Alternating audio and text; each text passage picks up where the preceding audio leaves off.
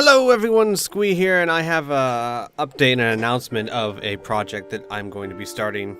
I should say we are going to be starting soon because it is a group project. So, any of you who are interested or like or enjoy the Rifts campaign that's been going up on YouTube and that we've been streaming every Sunday night, you definitely want to pay attention because this is for you. So, those of you who don't know, myself, Inferno Canuck, Kriana, Piff Zero, and Burnerator have been playing a pen and paper game, which pen and paper is like, think Dungeons and Dragons, you know, tabletop type role-playing game. We've been playing this together for quite some time, and I've been putting the videos up on YouTube, and a lot of people have been enjoying them, and we've really been enjoying it. It's one of the most entertaining things I've done in a very long time. Because it gives you so much freedom to roleplay your character the way you want to, and when you have a good GM like Inferno, it really does make you feel like you can do anything. And it made me kind of want to try to be a dungeon master as well, to have that experience, the other side. I've never actually been a dungeon master before, so we started talking about ideas and things we could do. And we've come up with the idea that we are going to run a separate campaign. In addition to Rifts, it will not replace Rifts by any means, it will just be in addition to, based off of the 13th Age. Now, the 13th Age is a Kickstarter program that actually became successful. It took the lead designers from Dungeons & Dragons 3rd edition and Dungeons & Dragons 4th edition, and they got together and they said that what they really wanted to do was make a game that concentrated on role-playing and storytelling, more so than the specific mechanics of combat. And so I took a look at it and I decided that was the best thing for what we wanted to do, so we're going to use that system. It's a really fun system. I suggest you check it out. It's called 13th Age. And we are going to use it to do another campaign, which we will be streaming on Thursday evenings, starting in a few weeks. I don't have the exact date nailed down, but it will be Thursday evenings, and it will be soon, within the next few weeks. I will also be uploading them on YouTube. Now, I don't make any promises, but the goal is to upload them on YouTube and get all the current episodes up before the next stream. So in case you missed a stream, you can watch all the YouTube videos and get caught up. Or let's say you want to catch a stream, but you are just starting now, you can be up to date where we are. The interesting thing about this is I'm going to try an experiment, and I hope this works. There is most or a lot of pen and paper type games, and Rifts is the same way. Way we're running this is a bit episodic. I mean, like, Inferno has an idea of where he wants us to go, and it's hard to say because I really don't know how far ahead Inferno's planned, because he always seems to have everything planned. But it's kind of open-ended in the sense that we can go anywhere and we can do anything, and the sky's the limit. And that's a great way to play. And it works, which is why it's a great way to play. I want to try an experiment, though. Pen and paper games like this give you so much freedom that there is a unique chance to try to tell a more complicated story with much greater player agency. And what I mean by that is, imagine if you were to play Mass Effect, but instead of being guided by the game's limitations of what you can and can't do, you could do anything you wanted. You were told the Reapers were coming, and instead of having to work with Cerberus or having to pick up these certain people and do their missions, you had the freedom to do whatever you wanted to get ready for the Reapers. You could tell Cerberus to F off and go back to the Alliance if you wanted, or just go freelance on your own, and why pick up Thane when you could go pick up some other person?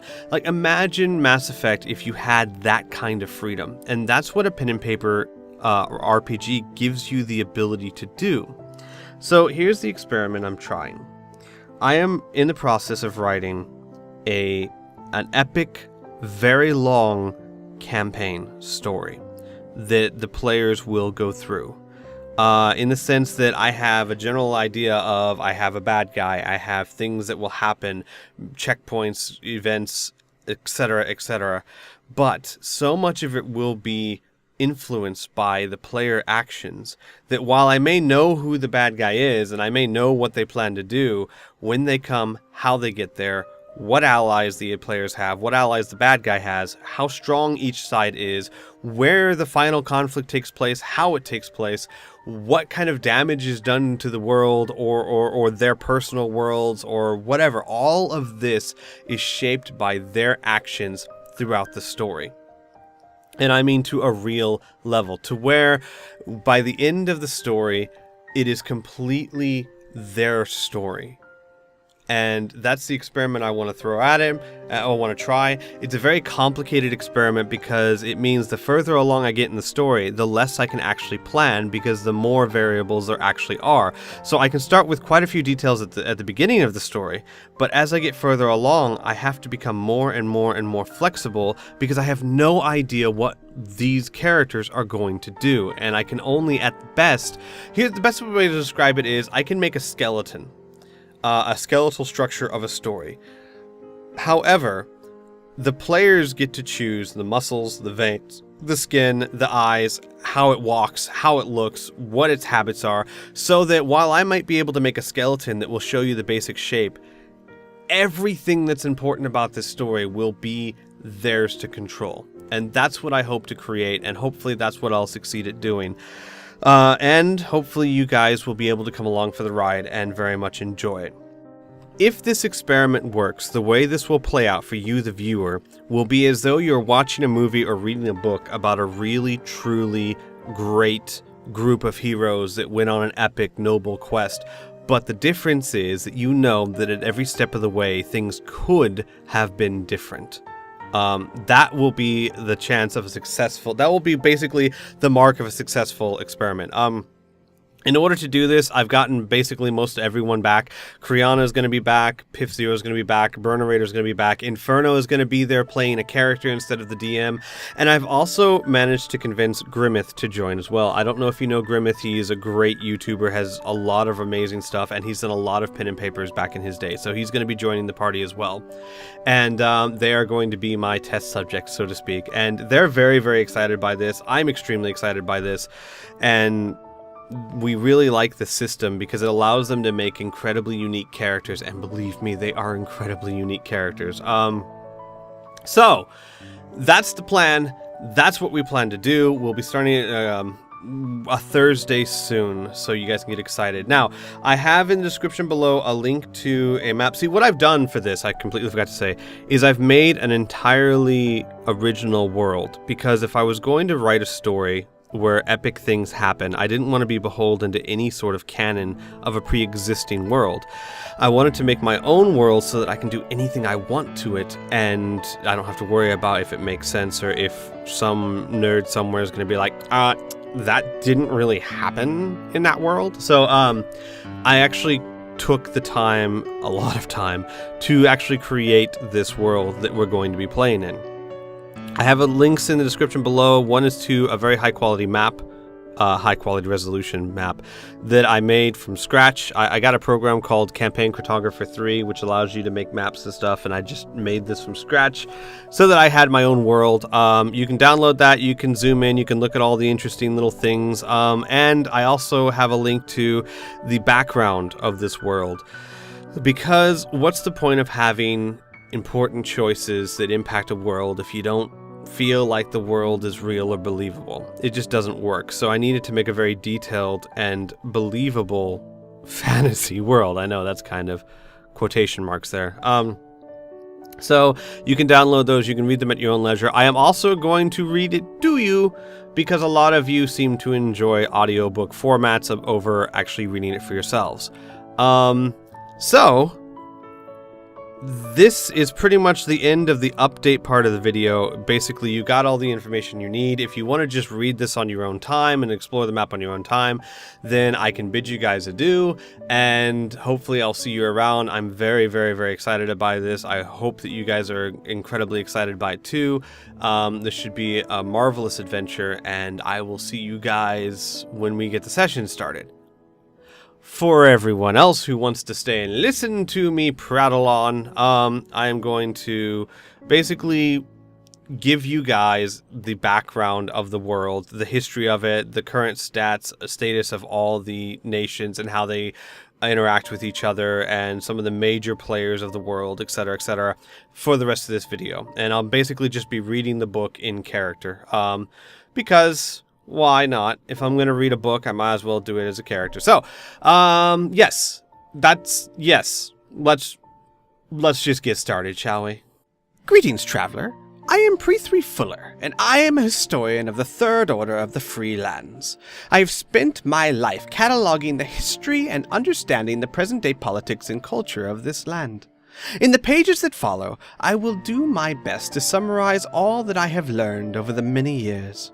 My hope is that my efforts will, in some small way, help you to understand this world we live in and the people who populate it. I shall give a brief history of the current state of each kingdom, as well as any pertinent relations they have with each other.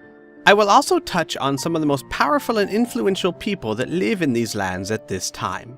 So, shall we begin? Ardenfell is the most commonly used name for the whole of this world. It is Old Elvish and roughly translates to the Mother. The name comes from a time before the Great Split, when all the elves were one unified race. They viewed the world as one would a parent, nurturing and giver of life, but also stern and constantly testing. It is a rather apt name, if I do say so myself. Far better than the Orcish word for our world, which roughly translates to the throat. Of course, I would not even try to guess what made them choose such a name. But I digress. While it is difficult to say who was the first race to exist in this land, it is clear that the elves were the first to have a written history. Because of this, they commonly are seen as the oldest race. The written records indicate that the elven race first lived in the Elanacy Forest. There they resided for over a millennia, never much caring to explore beyond their forest realm. Then, 2,000 years ago, the Great Split occurred. The records from that time are scarce, and what caused the split is forever lost to history. However, we do know that war broke out among the different factions of the elves, and the magic used in the war had dire results. The only written record we have that sheds any light whatsoever on what happened is from the mad wizard Lthien, and I have included his words below. We are fractured. My people once shared one spirit, one mind. However, they have allowed their spirits to be warped. 3 souls now exist where there should only be one. Only my brethren and I remain true to sanity and reason. The other elves have become repugnant to me. It sickens me to be in their presence. They may share my skin, but they are not like me. They do not deserve the name elf. And so, I shall cleanse them of that title. I shall use all my power to separate us from their unclean souls.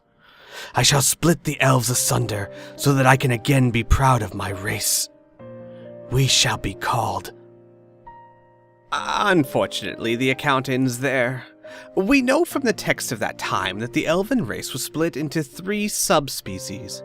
The Wood Elves, the Dark Elves, or the Drow, and the High Elves. The fact that no one knows which of these were the original race has been a point of debate and even wars over the centuries. In my personal opinion, though, given that accounts suggest the split murdered thousands of the race as it was divided, I'm not sure we really want to know who was responsible. The High Elves moved to the east to the land of Lthien and built great cities that are to this day a marvel to behold. The Wood Elves stayed in their native land of Elanacy Forest, and the Dark Elves migrated into the depths of the earth below both kingdoms. It was at this time that the Dwarves started to develop written culture and built the foundations of their mighty kingdom. For as long as there has been a written history, Dwarves have been expert miners. They are the masters of stonework and smithing. Myths say that dwarves used to live in kingdoms below ground. However, given that dwarves are not carnivores like their gnomish cousins, it suggests that this was never the case. Dwarves need to eat fruits and vegetables that are almost impossible to grow underground. Even the Dark Elves only survived as long as they did underground due to trading with other races for food they could not grow themselves. No, it's quite clear that while the dwarves may spend many of their years mining underground, their homes have always been above the earth. In time, the dwarves fashioned the kingdom of Moonhelm out of the land to the west, stretching all the way from the Alanasi forests to the wastes in the south. The bulk of their society, however, always stayed close to the mountain ranges of the west, and the treasures hidden beneath their depths. To the south of the Alanasi forest lay the human kingdom of Felma. Despite human civilization developing after the elves and dwarves, humans spread across the land very quickly and gained great power. 1,000 years ago, the kingdom of Felma stretched from the Gulf of Lthien to the eastern coast and was the most powerful kingdom in the land. 500 years ago, the king Halden grew hungry for conquest, and the kingdom of Felma unleashed war across the lands. The other races banded together out of necessity to face the overwhelming force of Felma. Even the Drow rose up from the depths to help their fellow elves. Despite this, it was not enough, and the war seemed hopeless. At a most unexpected time, the tides of the war changed as the eastern part of the kingdom of Felma broke away and joined the other races against the Mad King Halden. They had realized that victory for Felma would mean the genocide of all other races, and the men of the East could not be part of it. With their help, the Alliance utterly crushed what remained of Felma and tore every last city to the ground. In the aftermath, the eastern lands became the kingdom of Coalhaven. Now, much debate was held as to what should be done with the land that had once been Felma. No one race wanted any other race to gain that much land and influence. In the end, it was decided that the land would be settled by portions of every race in order to create a new kingdom called the Freelands. Again, peace returned to the land, for a time. Then, 300 years ago, the Drow fled from beneath the earth. It was always known that the deep caves beneath Ardenfell were home to many dangerous beasts, but something changed 300 years ago that caused them to become more aggressive and powerful. The Drow were driven from their homes onto a surface that did not know what to do with them. They begged and pleaded for land to settle and call their home, but no race was willing to give up that amount of land, what would be needed. In desperation, the Drow attacked the Wood Elves in hope of taking by force what they could not achieve through diplomacy. It was an ill-fated endeavor. Centuries under the ground had hardened the Drow into fierce warriors, but their numbers had been limited by the tunnels they lived in. Powerful as they might be, they were overwhelmed by the numbers the Wood Elves had at their command. In the end, the Drow were driven over the mountains to the north and exiled to the Winterlands, lands that are perpetually covered in snow and ice. The last player on our grand stage is a relative newcomer. To the south, on the peninsula of Grash, lay the Wastes. A barren land of rock and pitiful shrubs unfit to call plants. It's as though this land is sick and cannot support grass or trees. That is not to say the land is empty, quite the opposite in fact. The wastes are infested with all manner of evil creatures. Over the centuries, many hordes have risen up from the wastes and laid ruin to the fertile lands around them. Now, 80 years ago, one such horde of orcs rose from the wastes, led by Garlak the Mighty. This horde, however, did not behave as the others before it. It fought as an organized army and pushed the dwarves off the peninsula of Grash. Afterwards, they did not advance. Instead, they settled the land, and even sought trade with the other races. One stunned kingdom after another received a well-mannered and relatively well-spoken emissary from the orcs desiring peace and trade. Many of the races, especially the dwarves, were not happy about having a kingdom of orcs in the land, but neither were any of them prepared to push such a highly organized and numerous enemy back into the wastes. On top of that, the orcs offered something no kingdom could refuse: protection from the wastes. In return for trade, the orcs agreed to act as a barrier against the evil creatures of their native land. Even the dwarves, who had lost half their kingdom, had to agree how advantageous this could be. The other kingdoms received a reprieve from the constant threat of the wastes, and the orcs not only found trade and a fertile land to call their home, but had a never-ending outlet for their warlike tendency. For you see, to the orcs, holding back the waste is not a duty or an obligation, it's a privilege. And so, the kingdom of Zolgaha was born, and remains to this day. There is one more event of note to impart before we begin talking about the current state of our world. That event is the unfortunate war between the Wood Elves and the High Elves. 15 years ago, the Wood Elves attacked the kingdom of Lthien. Their reason for doing so was never clear. Sometimes it was a failed assassination on the part of the High Elves, other times the Wood Elves claimed their kin were kidnapped and enslaved in the High Elf cities. In fact, the reason seemed to change every time they were asked for one. The only thing that remained consistent was that there was a reason. The war was brutal, and lasted 3 years. During the war, none of the other races got involved despite many pleas from both sides. Since no one could prove who had been at fault for the start of the war, Coalhaven, the Freelands, and Moonhelm refused to join either side. I suppose Zolgaha would have gladly helped, but they were simply never asked.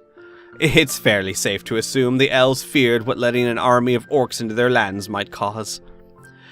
The war was finally ended when Luthien's armies cut into the heart of the Alanasi forest and captured the Great Sunset Tower. Sadly, this is when matters went from bad to worse. The High Elves subjugated the Wood Elves, claiming it was for their own protection. There was no slavery imposed, but dissenters were put to the death, and all the Wood Elves suffered harsh treatment under the High Elves' new laws.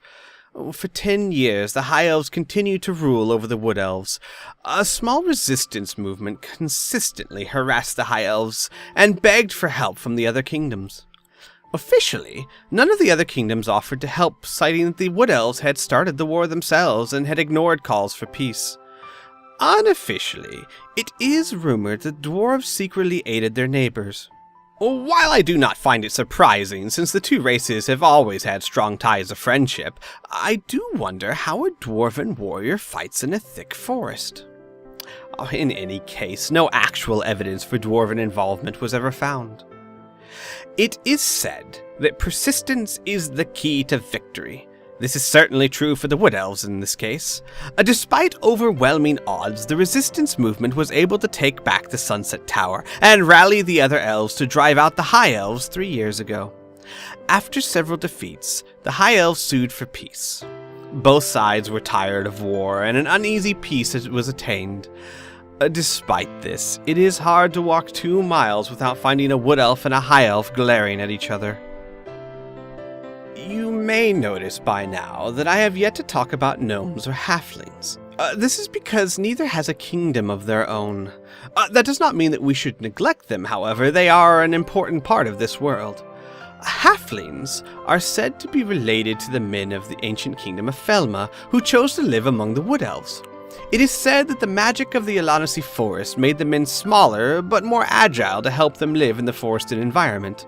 Whatever may be the case, halflings live in villages on the outskirts of the Alanasi forest. They are officially considered part of the Wood Elves' realms, and the two races share strong ties of friendship. While the occupation by the High Elves left the halflings relatively untouched, it is well known that many of the halflings helped the Wood Elves' resistance free their land. Gnomes, on the other hand, live underground in small clans spread throughout all the land. These clans constantly move as they follow the animals they hunt.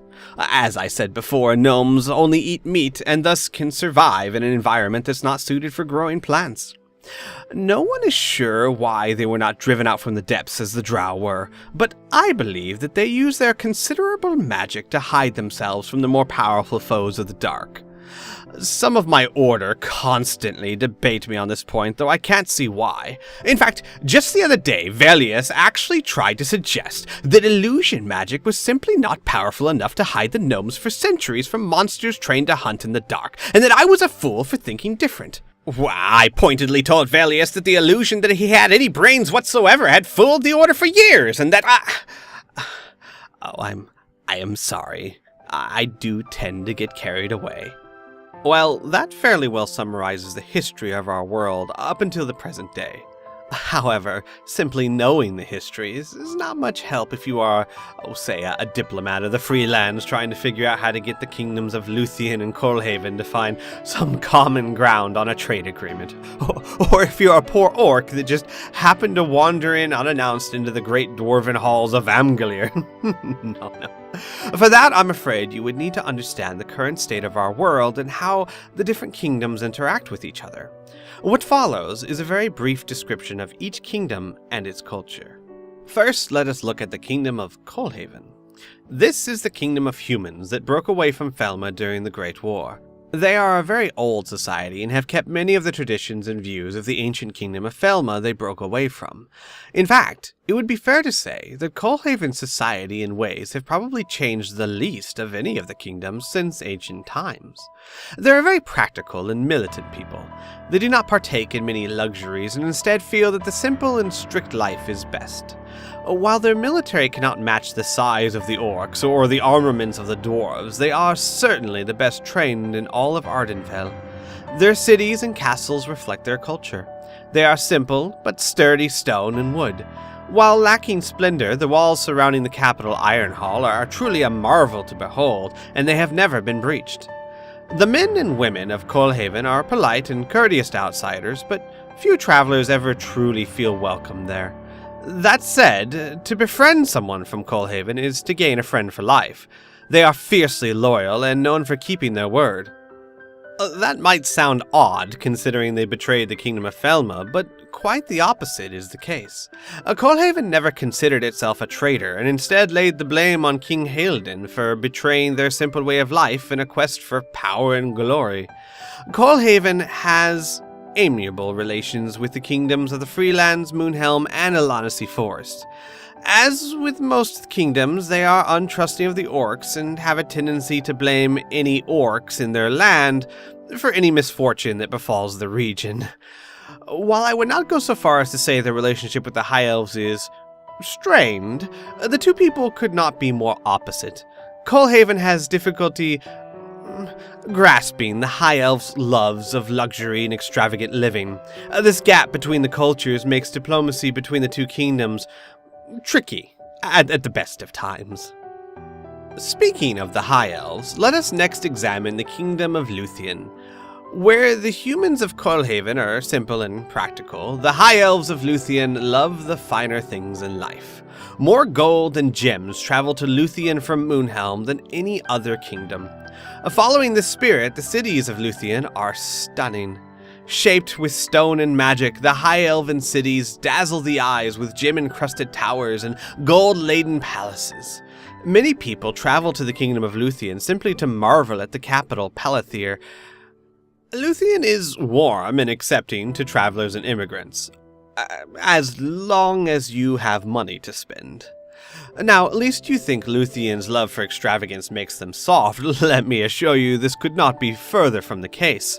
High Elves value knowledge above all else. They have studied everything from science to mathematics to the arcane arts for thousands of years. No other kingdom can even come close to the magical feats the mages of Lthien can pull off. While their actual army is small compared to other lands, Lthien battle mages can more than even the scales. Lthien has a strong ties with the Freelands. They claim this is because the Freelands shares their love for knowledge, but it's well known that the Freelands' vast wealth has just as much, if not more, to do with the relationship with the High Elves. Luthien's dealings with the dwarves has always been friendly. While some dwarves may harbor a deep-seated anger for the Luthien's treatments of their closest allies, the Wood Elves, most would never let that get in the way of diplomacy and courtesy. Interestingly, High Elves are probably the most accepting of the orc nation of Zolgaha. They were the first to sign a trade agreement with them and are their main supplier of goods. I am still unsure if this is due to the Luthien's open-minded nature, or if it's simply because the distance between the two kingdoms makes it unlikely the orcs would pose much of a threat. And now we come to the problems between Lthien and the Wood Elves of Elanacy Forest. Dealings between the two has always been strained, but the last 15 years has created a large rift between the two people. They still trade, though this is only for show. I doubt you would ever find a high elf using any goods from the Wood Elves, or vice versa. Lthien sees the Wood Elves as immature and unsophisticated, while the Wood Elves feel the High Elves are pompous and arrogant. Individuals from each kingdom are consistently arrested in other lands for starting bar fights or even murdering elves from the other kingdom. If this rift is not healed soon, I fear these two countries might be drawn back into war.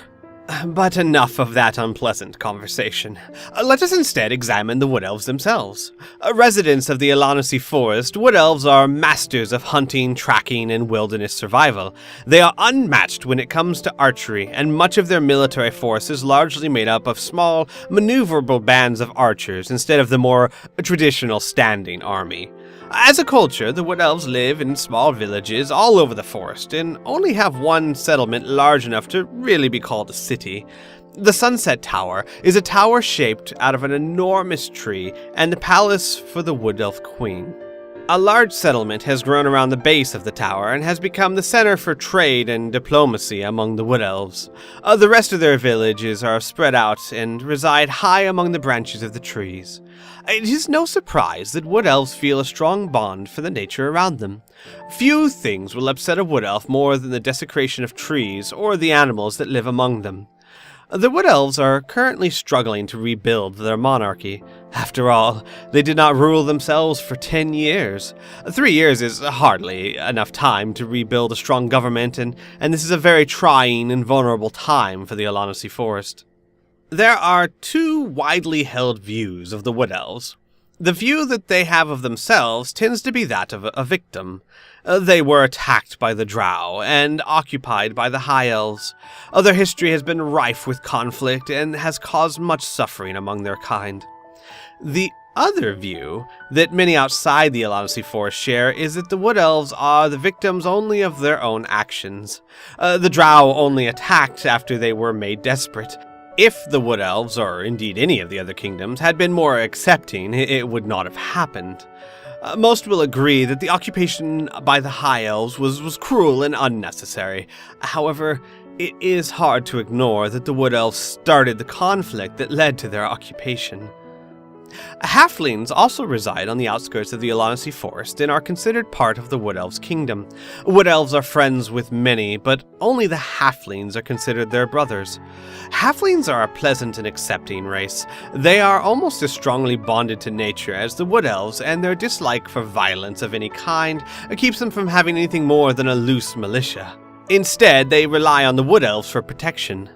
A few more adventurous halflings even join the Wood Elf armies, where they excel at infiltration and sabotage.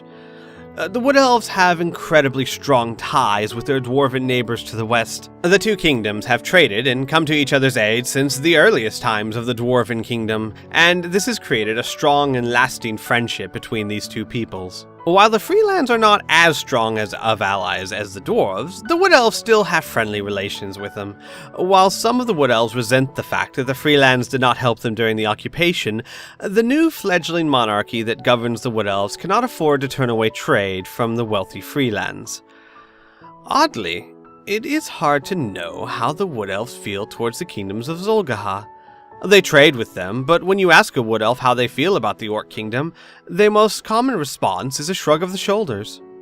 I suppose the Wood Elves want to wait before forming a true opinion of the Orc Kingdom. Or, more likely, they simply do not know what to think.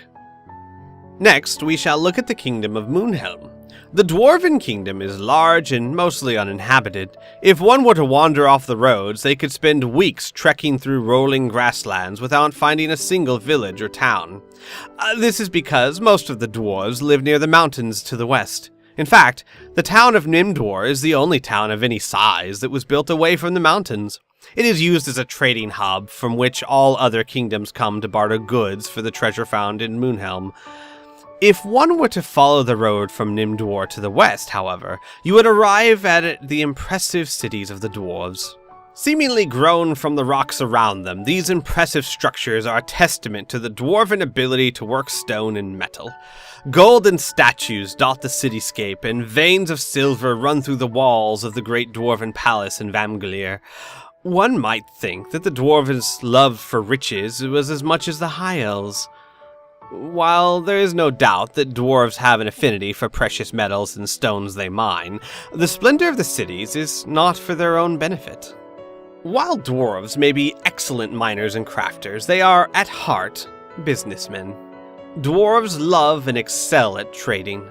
The splendor of their cities is part of a show they put on for traders that come to their land. It is designed to demonstrate the power and resources Moonhelm controls.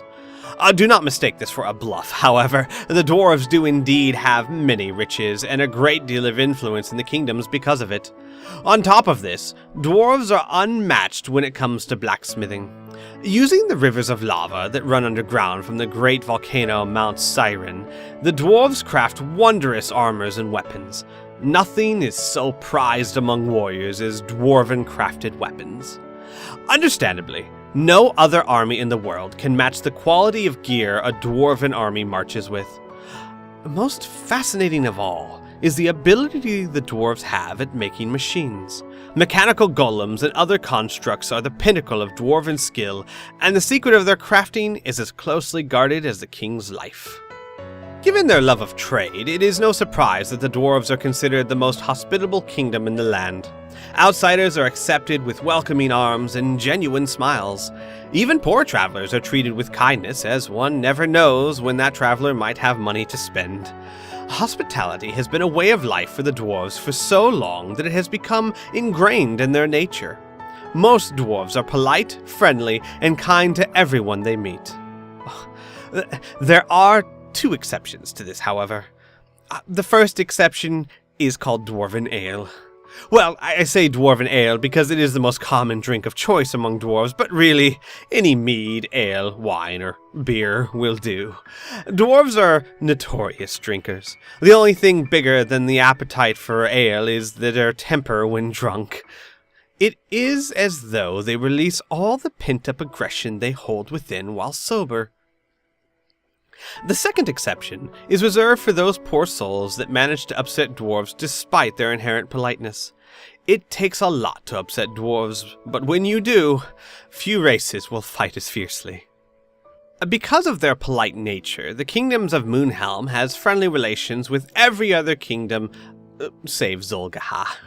While it is true that many dwarves were upset by the High Elves' treatment of the Wood Elves, the kingdom of Lthien is too big a trade partner to let such feelings affect negotiations. The Orcs, however, are a very different case. Dwarves have never forgiven the Orcs for stealing half their kingdom. They trade with the Orcs only begrudgingly, and with none of their customary politeness. Many a tavern brawl has been started between Orcs and dwarves.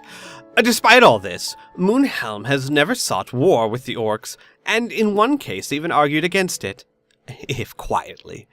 While I doubt they would ever admit it in the open, dwarves stand to gain the most from the kingdom of Zul'Gahar, since they were the biggest victims of the hordes from the wastes. The truth is that the land taken by the Orcs was dwarven in name only. The dwarves never used it for anything, and their power was not really affected by losing it. I fear dwarven anger towards orcs is almost entirely a matter of pride. I suppose now is a logical time to examine the orcs and their kingdom of Zul'Gahar. As I said earlier, they are the youngest kingdom in the lands, but they are by no means any less powerful than the others. The kingdom of Zul'Gahar covers the vast tundra of grassland and swamps that make up the peninsula of Grash. Orc society is a simple one. The majority of orcs belong to one of 5 tribes: Wolgahar, Vabub, Dilug, Morn, and Durs. These tribes are largely independent of each other, but are all subservient to the largest tribe, Wogha. Each tribe is semi-nomadic and travels around the central clan village. The villages are no great marvels, being made of clay, wood, and grass, but they serve the orcs just fine. They are neither the most learned, nor are they very disciplined. They believe in a simple way of life, and everything about them reflects this. While orc armies are neither the best trained or the best equipped, they are by far the most numerous. It has been suggested that if all of the orc tribes were to band together, their numbers of fighting men and women would triple any other kingdom. When these numbers are combined with their shamans who cast powerful war magic, the Orcish horde would be a match for any kingdom in the realm. Many have suggested that the fact that the Orcs can unleash their warlike tendencies on the Waste is the only reason they have not invaded other kingdoms. I disagree with this assessment. Despite their brutish nature, Orcs have been fair in any dealing with other kingdoms, and have even gone to great lengths to alleviate the fears of their neighbors. I once traveled to the Orcish village of Morn and spoke to the chieftain there. When asked what he thinks about the rest of the kingdoms, he told me that all of the other kingdoms of the world accept each other. Even the elves hate each other, they still acknowledge the other's place in the world. The chieftain said that the Orcs would one day earn that acceptance too, and to his great disappointment, he knew that war with the other kingdoms was not the best way to achieve this. I fear, however, that this goal is far in the future, given how the other kingdoms feel towards the Orcs. And now we come to the kingdom of the Freelands. The Freelands are unique in all the realm in that they are not home to any one dominant race. The cities of the Freelands are teeming with all of the races and live and work next to each other. Because of this, the Freelands are welcoming to all races, even Orcs, if to a lesser degree. The Freelands are not ruled by any one ruler, or even any one city. Instead, 4 powerful cities, Whitebridge, Averton, Bury, and Redwater, maintain control of the kingdom. Each city is independent and has its own ruling dukes or duchesses. In time of need or crisis, the towns join forces as one unified force, but are otherwise left to their own devices. While this makes it difficult to react to events quickly in times of war, it also makes it difficult to conquer the Freelands, as they do not have any one seat of power. The armies of the Freelands are seen as the jack of all trades. Much like their culture, their armies incorporate the strengths of every kingdom into their ranks. Honestly, the army of the Freelands is seldom ever needed, however. After all, no country would have a vested interest in attacking a kingdom that has such a high number of their own kind in it. The Freelands act as a gigantic trading hub for all the lands. Centrally located and populated with members of every race, the Freelands make the perfect neutral ground for all trading and diplomacy. Because of this, the Freelands have become the wealthiest kingdom in the realm. Strangely, describing the culture of the Freelands is simple, since I've described a portion every time I've talked about the other kingdoms. On the other hand, to attempt to explain the intricate web that all of these clashing cultures make and how they mesh together to create the fabric of the Freelands would take more paper than I have at my disposal, which is quite a lot. Now that I have covered all of the kingdoms, I would like to touch on a few other races that have an impact on this world. I shall start with the Gnomes. As I said before, the Gnomes live below ground in small clans that travel all over the realm. Or should I say, under the realm. Not much is known about the Gnomes, sadly, as they have limited dealings with the world above. We do know that they seem to be friendly with any races they meet and will often trade an assortment of deep world artifacts for the riches from above. We also know that they have an affinity for illusion magic, and use it to aid them in whatever trials they face below the earth. Each tribe has an elder that leads it, and as far as we know, each tribe is completely independent of the others. Little else is known about these interesting subterranean creatures, however, and I can impart no more relevant information about them. While it is true that some gnomes live above the surface, they are commonly outcasts and do not often speak of their home. Another group to touch upon are the Dark Elves, or Drow. While we have many writings from the Drow in ancient times, we've had almost no contact from them ever since they were exiled into the Winterlands. We know they still live there, but we have no information about what their culture is like or how they live.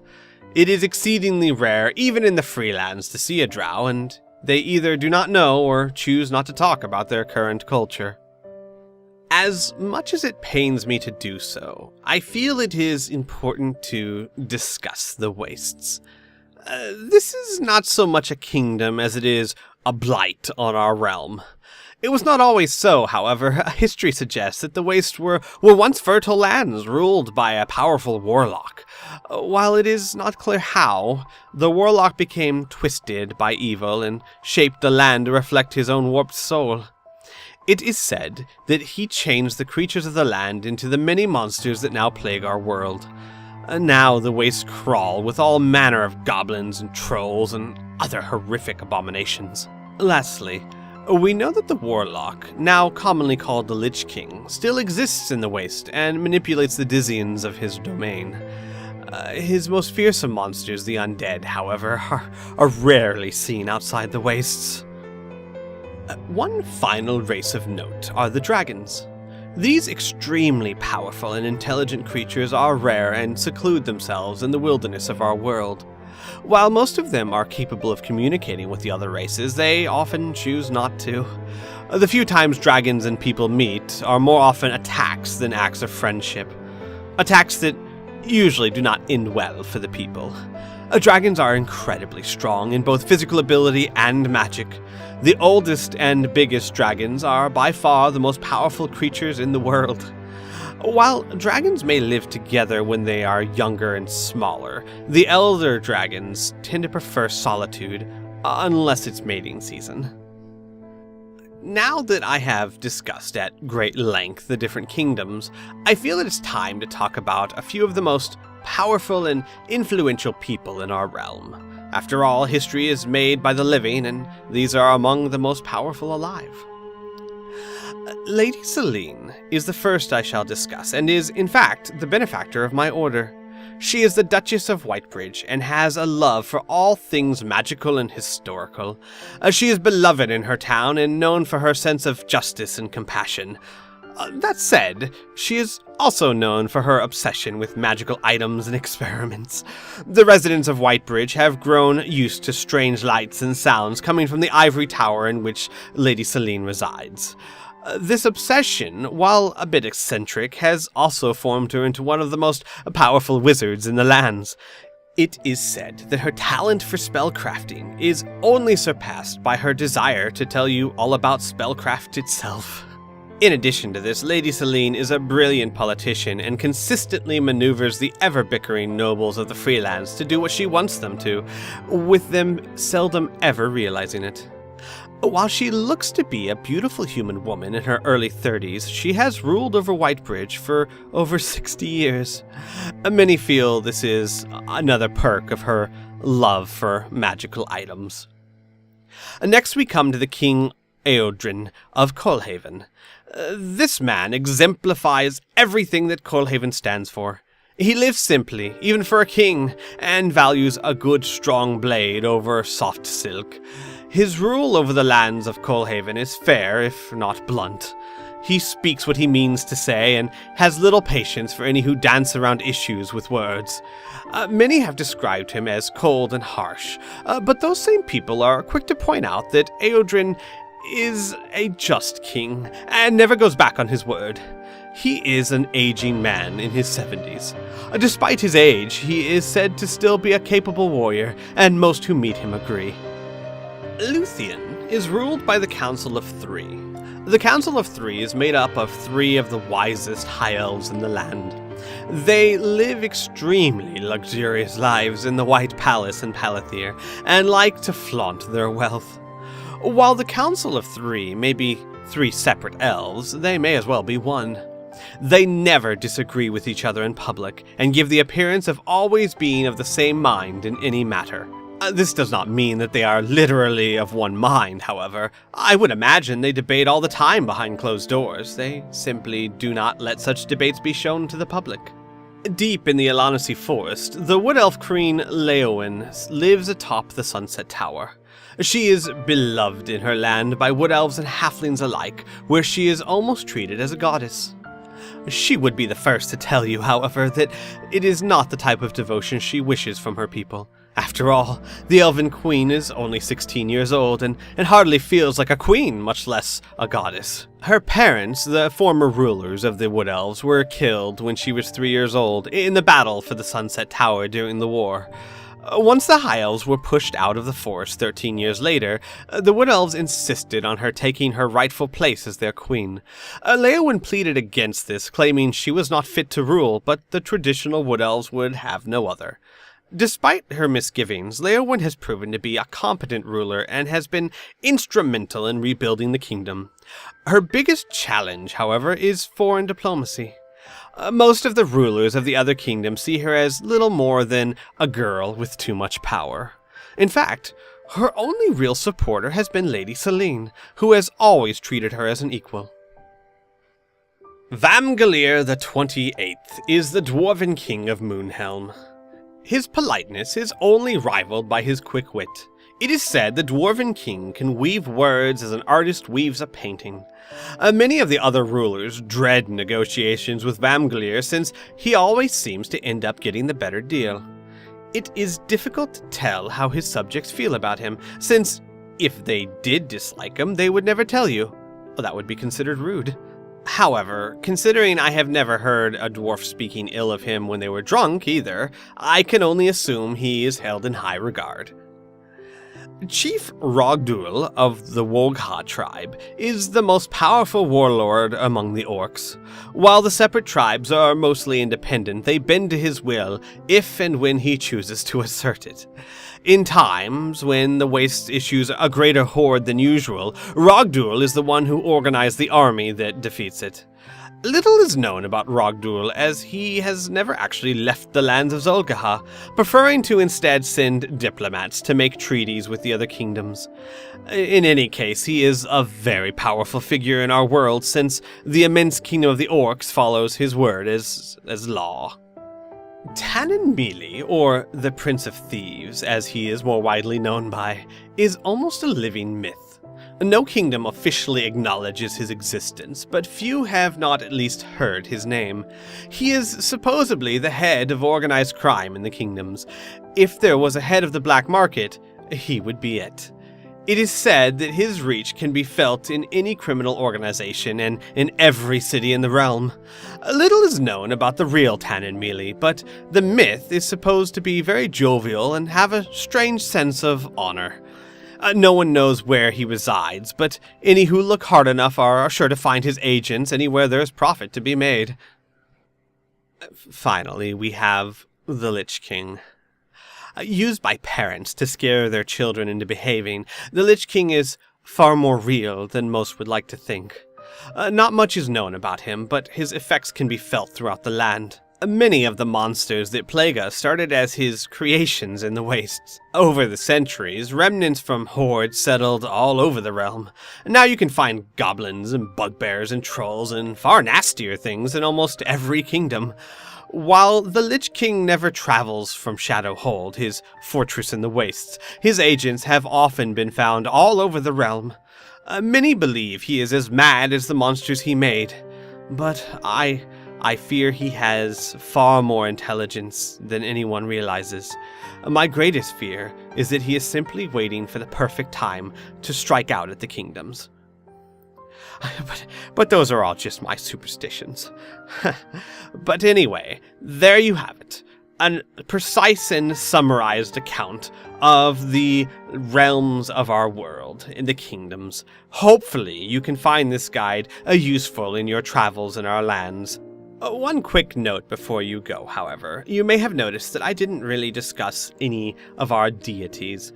And the truth of the matter is, I'm not a religious expert, but it's hardly important either way. I mean, there definitely do exist. Any cleric that casts spells can tell you that, but unfortunately, providing our priests with their spells is about the extent of any of our deities' involvement in this world. Whether by choice or by limitation, the gods do not actively influence any part of our realm, no. Anything that we may or may not face, we have to face on our own. However, that is not to say that they don't have an extraordinary mythology with many great stories, and if I may bend your ear to... Oh my, I'm running out of ink. When did that happen? I thought I had plenty. Oh, Oh my, I wouldn't be half surprised if Velius took my ink to continue his absurd treatise on how high elves used to fly, as if that was ever a thing, if you'll excuse me. And that's the end of the account.